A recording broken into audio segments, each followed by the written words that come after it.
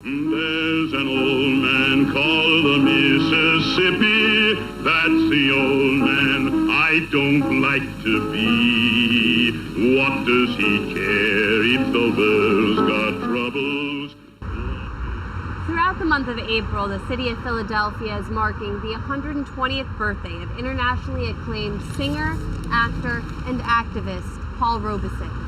I'm at the home where Robeson spent the final years of his life to meet members of his family as well as the West Philadelphia community, attempting to revive and preserve his legacy and talk about its continued relevance, especially in an age of renewed political suppression. Inside of West Philadelphia High School, the local community gathered to watch a performance of Moments with Paul, starring Jason McKinney and Christopher A. Bagley. I decided to write my own piece about it, tell his story, but also use the music to help with that. So to tell the story of Paul's father running to, escaping and claiming his own freedom, wade in the water. He had to cross the rivers. Paul's mother died. Sometimes I feel like a motherless child. It's when my mother, who was a school teacher and had grown completely blind, died in a kitchen accident when I was 6. Coal from the stove ignited her dress. I watched her burn.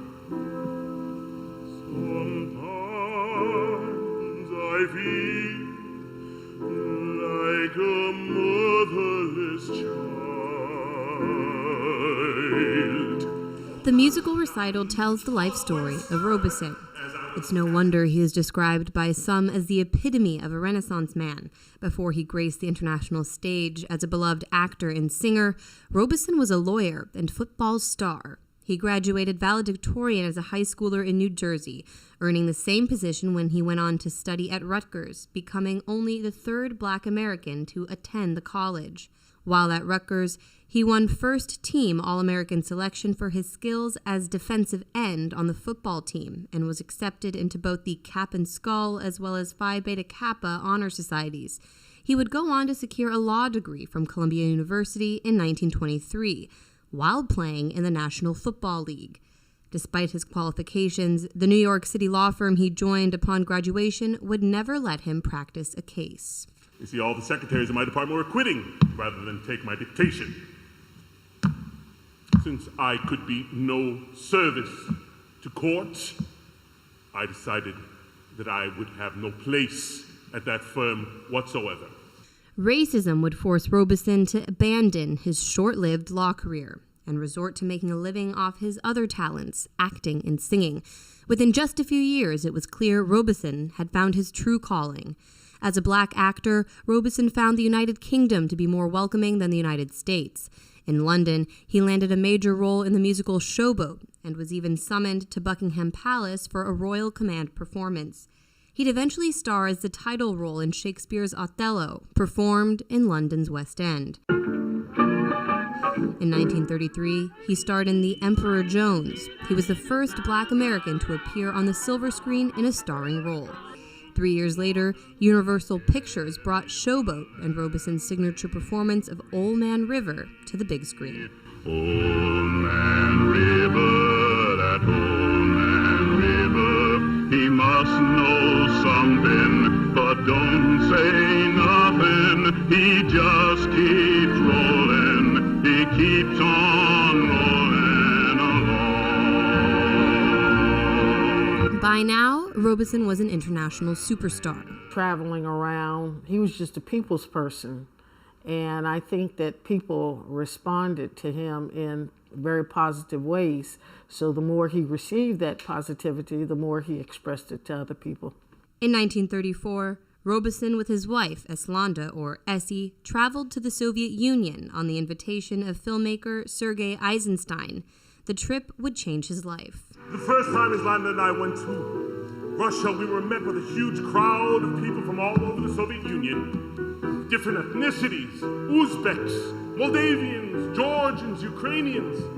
All people from different cultures coming together as one nation to cheer me. I identified with the Russian people because many of them had toiled for centuries to become equal citizens in their own nation. I walked among them, and they gave me the title of People's Artist. He did not experience the racism and the separatism that he did in this country. You and me, we sweat and strain. Robeson supported the U.S. alliance with the Soviet Union in the fight against fascism during World War II. But following Germany's defeat, Robeson continued to speak in favor of good relations with the Soviet Union. That position, along with his affiliation with civil rights organizations and the Communist Party, considered subversive in the age of the Cold War, led to his blacklisting. Robeson used his international stage to show solidarity with workers' movements all over the world. While on tour in Europe in 1949, he performed the tune March of the Volunteers in support of the Chinese Revolution and establishment of the People's Republic of China.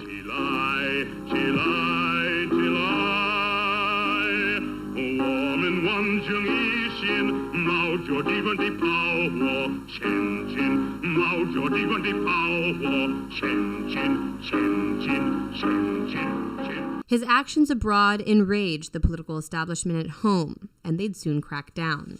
ABC News Australia reports, quote, after a speech Robeson made in 1949 at a Paris peace conference was misreported in the U.S. press, more than 80 concerts were canceled on him, and it became almost impossible to buy his records.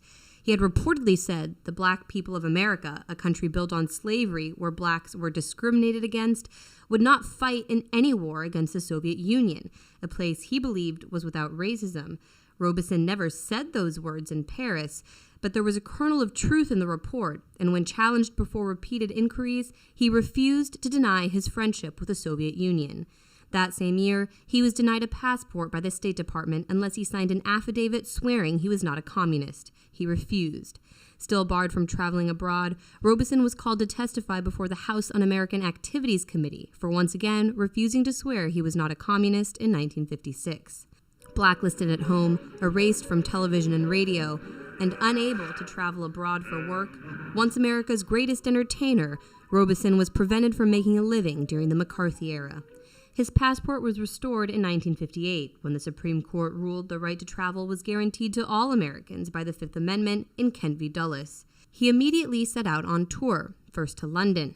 In 1959, he packed Moscow's Lenin Stadium for a recital of American ballads and traditional Russian songs, including the Soviet national anthem. We fought for the future, destroyed the invader, and brought to our homeland the laurels of fame. Following the performance, Robeson and his wife visited Soviet leader Nikita Khrushchev in Yalta. He would next pay a visit to Australia, becoming the first entertainer in history to perform at the Sydney Opera House during an impromptu concert held for the workers during its construction. The Sydney Opera House, some 3 years before it's due to be completed. But there is a stir of unusual activity on this particular day because the famous American singer Paul Robeson has been invited to come and meet the men working on the job. Most of the workmen gathered around at lunchtime to see Mr. Robeson, who is at present in Australia on a concert tour. What a boy, where are you hiding? If you don't come, I'm gonna tell you, Daddy.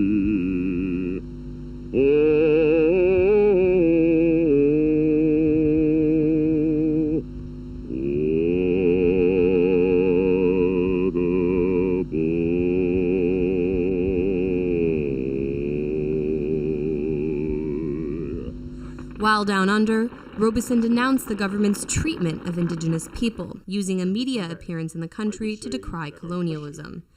I am an American, born there.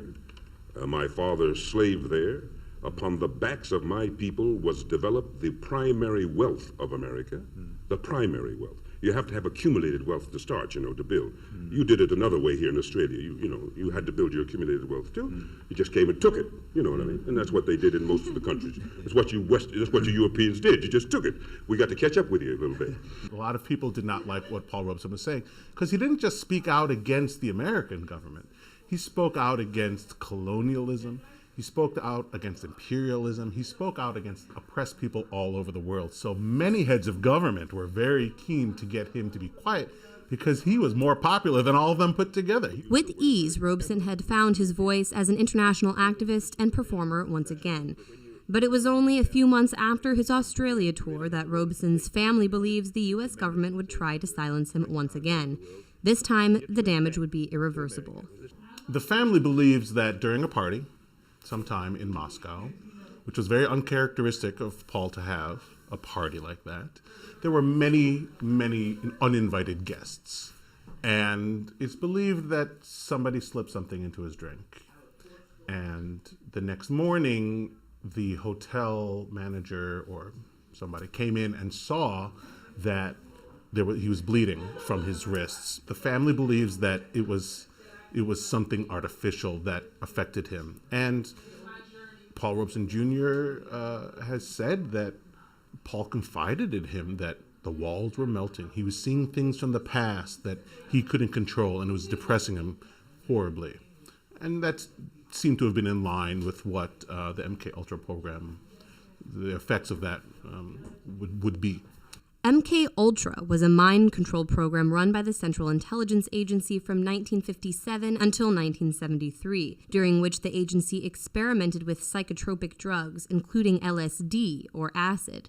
According to Time magazine, quote, the LSD experiments were purportedly carried out because the U.S. believed that communist Russia, North Korea, and China were using the drug to brainwash captured Americans. Consequently, the CIA didn't want to fall behind in developing and responding to this potentially useful technology. So, incredibly, it decided to slip acid secretly to Americans at the beach, in city bars, at restaurants. Agency chemist Sidney Gottlieb believed acid could be used by the CIA as a truth serum for brainwashing or for psychological torture. Journalist Alex Coburn reported in 1999 that, quote, Robeson's son, Paul Robeson Jr., has investigated his father's illness for more than 30 years. He believes that his father was slipped a synthetic hallucinogen called BZ by U.S. intelligence operatives at a party in Moscow. He adds, quote, Robeson left Moscow for London, where he was admitted to Priory Hospital. There he was turned over to psychiatrists who forced him to endure 54 electroshock treatments. At the time, electroshock in combination with psychoactive drugs was a favored technique of CIA behavior modification. It turned out that the doctors treating Robeson in London and later in New York were CIA contractors. He did have to spend time in an asylum, and he had to go through electroshock treatments, and that therapy destroyed him. They gave him hallucinogenic drugs. They gave him electric treatments and all. And yet he still stood firm in terms of both his beliefs and what he felt that was right for his position at the time. Do you believe he was targeted as part of the MK Ultra program? I think he was targeted. And yet, as I say, he was able to come through it. Robeson survived, but his health quickly deteriorated. In 1963, he returned to the United States, where he avoided public light. In 1965, he moved in with his sister and would spend the rest of his life in seclusion in West Philadelphia. His sister's home stands as a museum dedicated to him to this day. Here is a man who obviously had his own opinions and all about what was happening here in the United States. But also, here's a man who had great presence, was willing to speak out when other people were silent. And so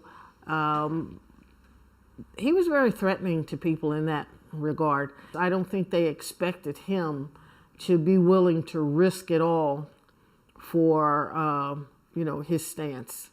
Paul Robeson died in Philadelphia in 1976. In the decades since, his name has been lost in the pages of mainstream history books. He should be above the level of Martin Luther King because he's the quintessential father of the civil rights movement. It was people like Martin Luther King who came to him. So that's the first thing. The second thing is that in America, he was shut down.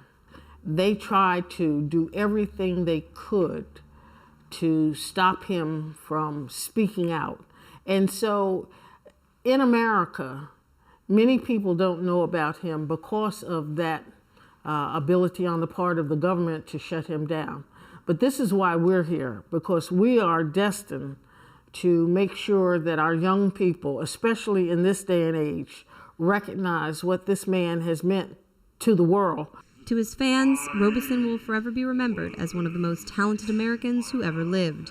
And in an age of renewed anti-Russia fervor, Robeson stands tall as a tragic example of how far the U.S. government will go to silence those who choose peace and international solidarity over Cold War hysteria. But I keeps laughing instead of crying.